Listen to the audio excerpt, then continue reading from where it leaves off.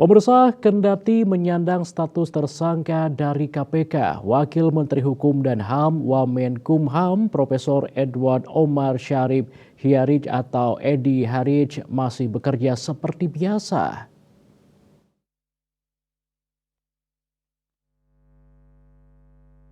Koordinator Humas Setjen Kementerian Hukum dan HAM Kemenkumham Tubagus Erip menyebutkan hal itu.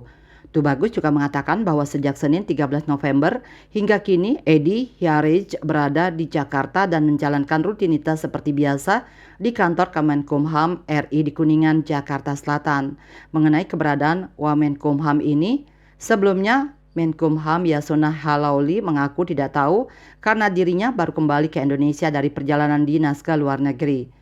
Selain itu, Yasona juga mempersilahkan KPK melanjutkan proses hukum terhadap Edi Hiarij yang telah ditetapkan sebagai tersangka kasus dugaan suap.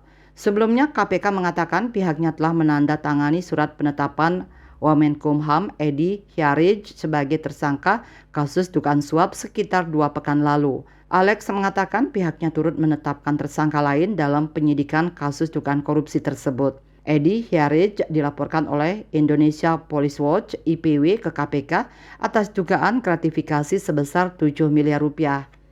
Ketua IPW Sugeng Teguh Santoso pada Selasa 14 Maret melaporkan Yogi Ari Rukmana selaku asisten pribadi Edi Hiarij dan advokat Yosi Andika Mulyadi ke KPK. Sugeng Teguh Santoso melaporkan keduanya atas dugaan penerimaan gratifikasi senilai 7 miliar rupiah terkait konsultasi dan bantuan pengesahan badan hukum sebuah perusahaan. KMB Bali Post melaporkan.